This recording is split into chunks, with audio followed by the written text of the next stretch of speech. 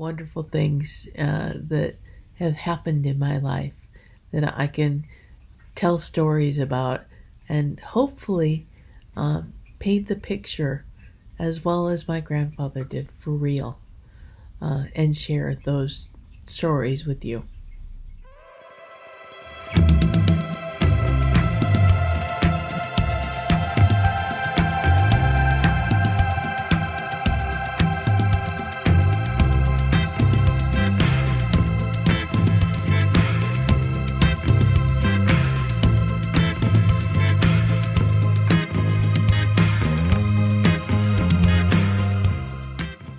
Hi, it's Nani, and welcome to the Chronicles of Nani Storytime Edition.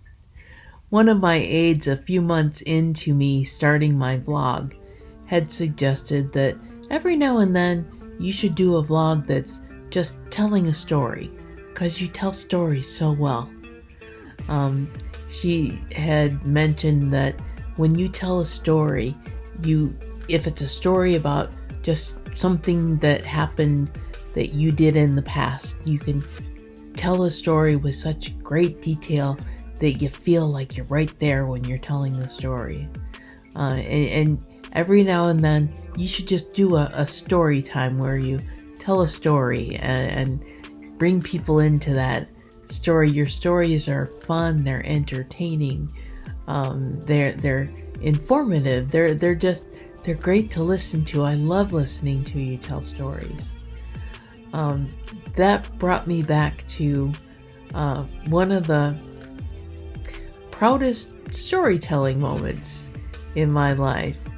It was a few months after my grandfather had died, and I went up to see Grandma, and I was telling her about something that happened on my way there, or a stop I'd made, something like that.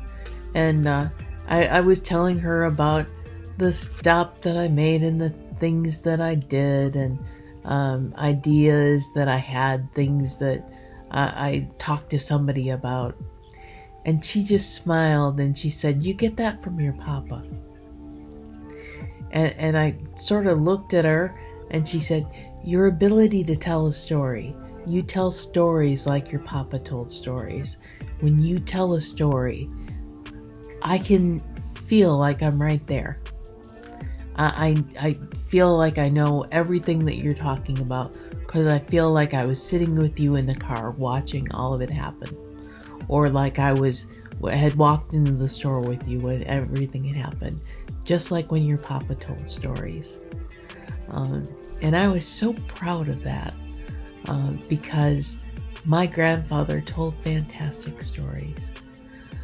He told a lot of stories of things that happened during World War II when he was in the Navy. And he told us about the guys he was on ship with and things that they did when they were on different islands in the Pacific where they were for a while. And he would tell such fantastic details about the ship or about the island, the area around it, and the guys that he worked with and their personalities. And you by the time that the story was over, it's like you were watching a movie because he built it in your mind to the point of where you really felt like you were there, like you knew the people that he was with, the people he was talking about. You understood every character in the story, and he built the entire scene, and you felt like you were sitting there on the shore in the island watching what was going on, or like you were sitting on the railing on the ship just watching things going on. And it was fantastic. And it wasn't just World War II stuff. He would talk about things like the one time, he's the youngest of I think 8, and he had said something to his father about not liking his first name. "Why did you name me Alexander?" And his father took off after him, running after him, because that was my choice. I love that name. I finally got to name the child what I wanted to name the child. Don't you tell me you don't like your name. I love your name. And you actually felt exhausted from running after he told the story. So I was very proud to hear not just my grandma, but even somebody who didn't know my grandfather acknowledging, yeah, you got that gift from your grandfather. And that's something that I think was one of the wonderful things about my grandfather. And I'm very proud that I have so many people have told me that I have that gift that he had. First thing I need to do, cyber coffee shop, and I gotta have my coffee so that my throat is actually actually able to keep up with my talking. Today's coffee cup is multicolored smiles, because that's what stories are, lots of smiles. Because I try not to repeat too many sad stories. I like repeating the happy stories. The multiple smiles are smile cookies from one of my favorite restaurants. If I'm on the far east side of the state that I live in, Ohio, or if I'm in Pennsylvania, which is where Eaton Park is from, which is where the smiley cookies originate. If we are in an area where there's an Eaton Park more than once, then I can be guaranteed I'll try something different than the Nantucket cod, which is my favorite Eaton Park thing. So that gives me a chance to try other stuff and find out that, wow, it's not just Nantucket cod. They make all kinds of wonderful stuff.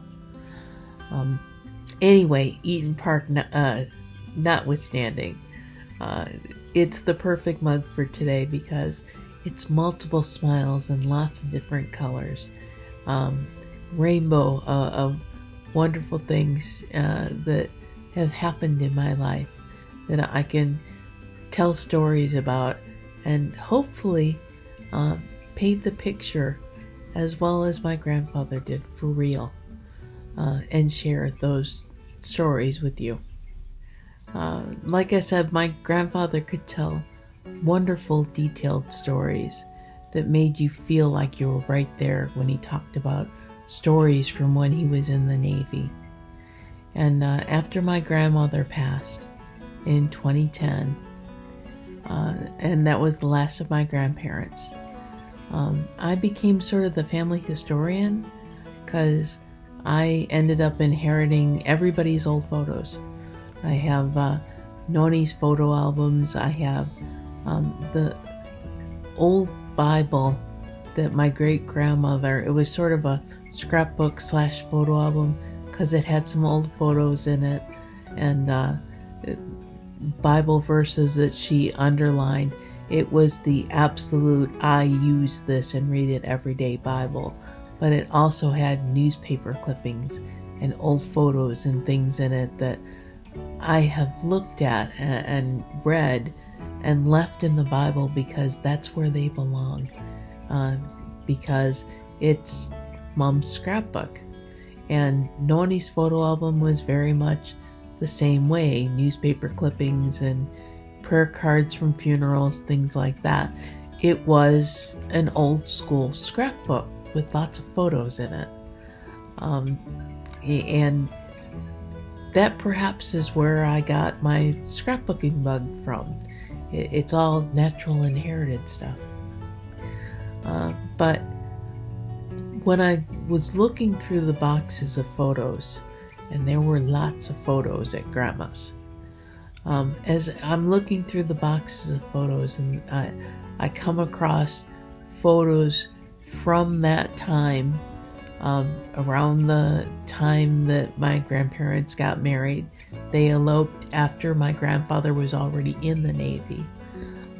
As a matter of fact, my mother was born while my grandfather what was still enlisted in the service, and she was almost a year old when my grandfather met her for the first time.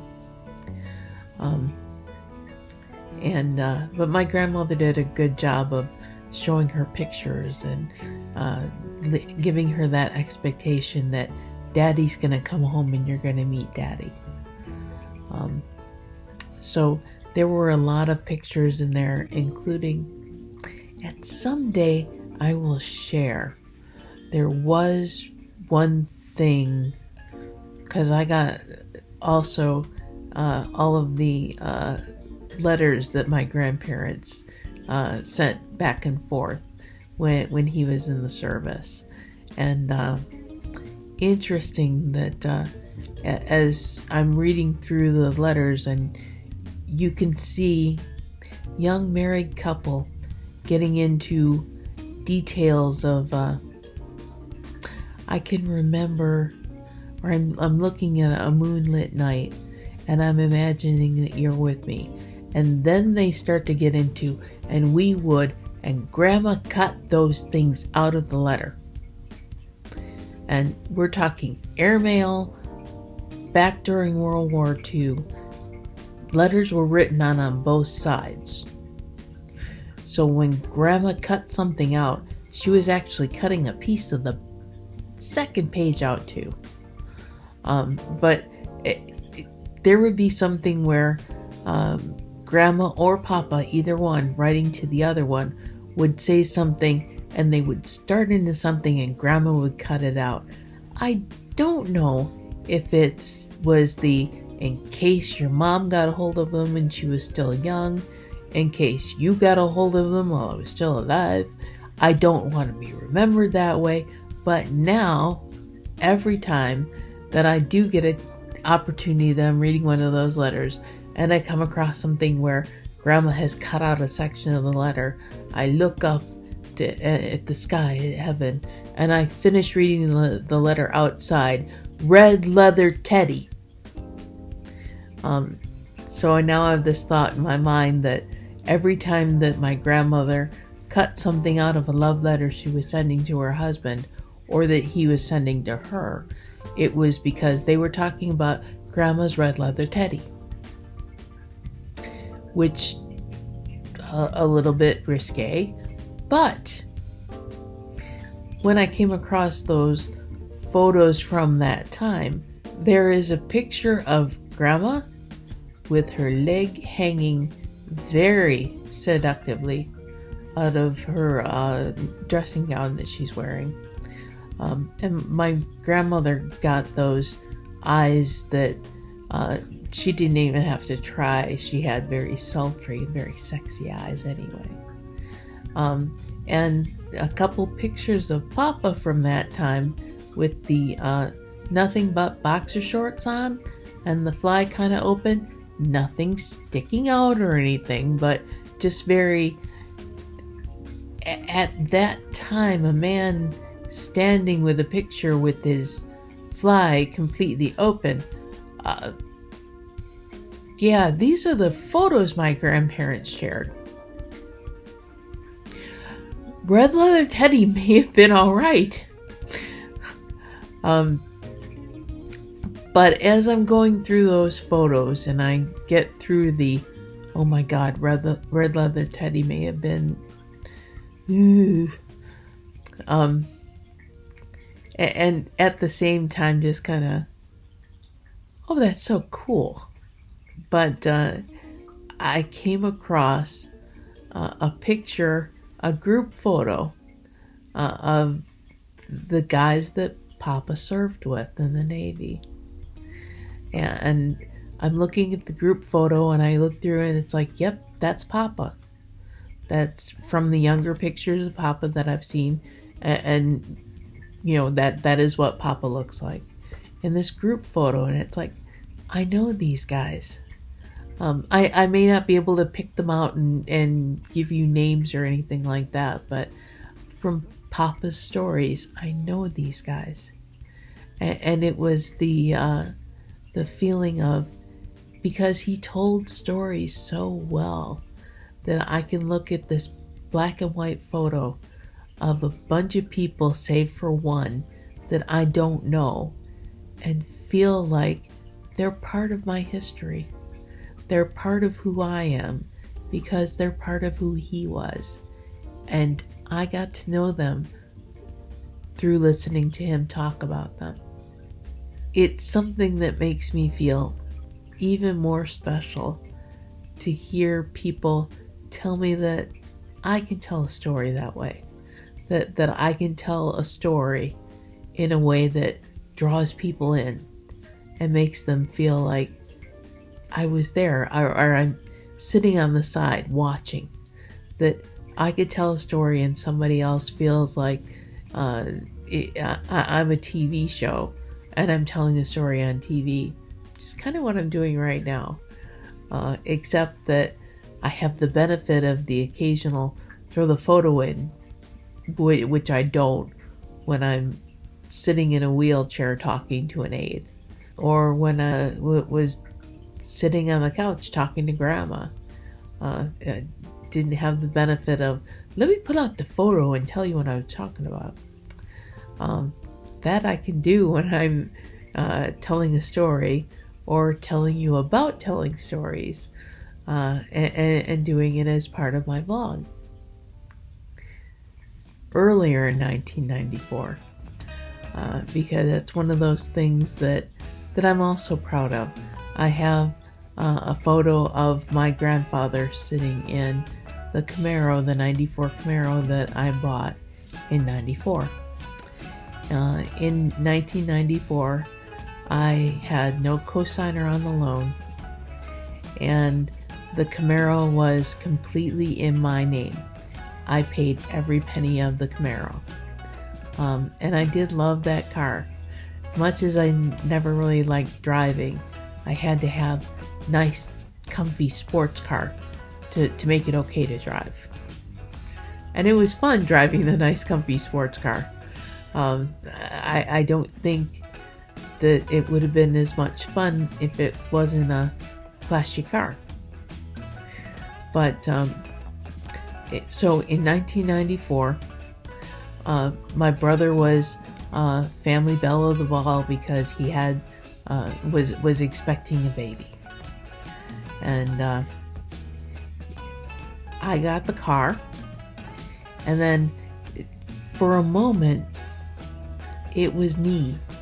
I actually surpassed Dave's wife is going to have a baby because I got the car, no cosign or anything else.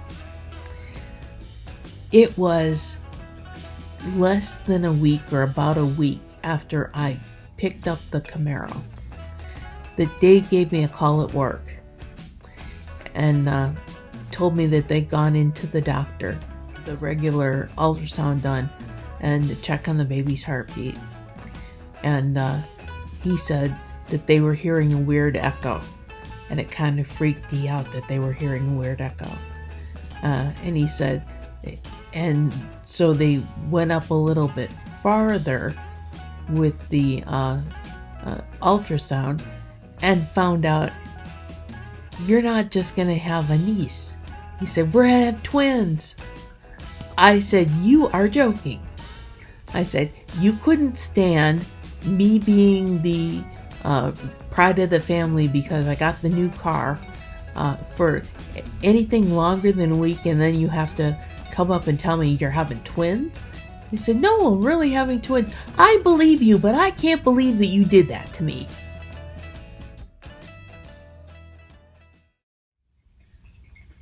So there's my intro to story time. The next stories are going to be longer stories. I had a bunch of stories that I had to choose from to be my first story time. And when I realized that I had a lot of background of storytelling that I wanted to add in, I figured, you know what? The stories that are longer need to be their own vlogs. And there will be more storytime vlogs. If you like the story and you haven't subscribed, I'll say it again, hit subscribe. It's right there below the video that you're watching, if you're watching on YouTube. If you're watching someplace else, hit the YouTube button and subscribe, and then just go back and watch however you usually watch. That's fine. But lots of subscribers make me a happy vlogger. And a happy vlogger is an interesting vlogger. Although I've seen some interesting angry vloggers, and interesting let's talk about my game vloggers. But the one thing that you don't want to be is basically Eeyore as a vlogger. You don't want that. So since I'm a happy vlogger, keep me smiling, subscribe. And I will be here for the premiere of next week's vlog on Friday, as I'm here every Friday at 8 a.m. when the premiere starts. If you come out to YouTube, we can talk and have coffee together, or you can watch the vlog anytime, and I'm having coffee with you in my heart. So definitely come enjoy coffee with me, enjoy stories, and leave your comments, become part of the conversation, and pass this vlog around and share it with people and encourage them to come back and watch it. And until next week, have a fantastic week, and I will hopefully be seen by you and entertain you again soon.